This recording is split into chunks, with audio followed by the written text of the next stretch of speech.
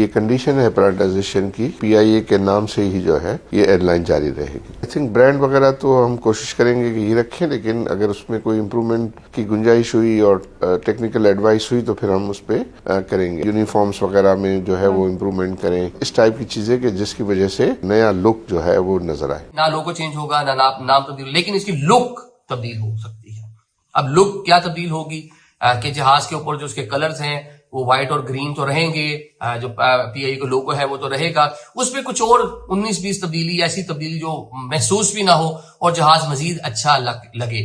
بہتری کی گنجائش تو ہر جگہ ہے نا. ہمیں تو نام اور اس کا لوگو جو ہے، ہمارے جذبات تو اس سے منسلک ہے. خواجہ آصف صاحب نے بھی کہا کہ ہمارے جذبات، جو پی آئی اے کا نام ہے وہ بھی ہمارا اثاثہ ہے، ہمارے اس کے ساتھ جذبات منسلک ہے. تو جذبات جو ہے وہ نام اور ان چیزوں کے ساتھ ہے. باقی اس کے لک کو کچھ بہتر کرنا جو ماضی میں نہیں ہو پایا، ماضی میں سرکاری طریقے سے جو سرکاری بابو ہیں وہ اس کو چلا رہے تھے، ابھی پرائیویٹ سیکٹر اس کو چلائے گا. اور جو ان کا پلان ہے کہ انٹرنیشنل ایئر لائن جو 25% شیئر آگے لینے ہیں ان کو کسی کو بیچ میں حصہ دار بنایا جائے. اگر ایمریٹس آ جاتی ہے، اگر فلائی دبئی آ جاتی ہے، اگر قطر ایئر ویز آ جاتی ہے، سعودی ایئر ویز کسی کا بھی نام لے لیں آپ، ایئر اومان آ جاتی ہے، تو اس میں جناب ہو سکتا ہے کہ ان کے پاس زیادہ ایکسپرٹیز ہو سکتا ہے کہ انہوں نے زیادہ ورک کیا اور وہ کوئی سجیشنز دیں، اور جو پاکستانی 25 کروڑ پاکستانی ہیں وہ بھی اس لک تبدیلی کو تھوڑا بہت دیکھیں تو اس کو ایڈمائر کریں اور اس کو ویلکم کریں.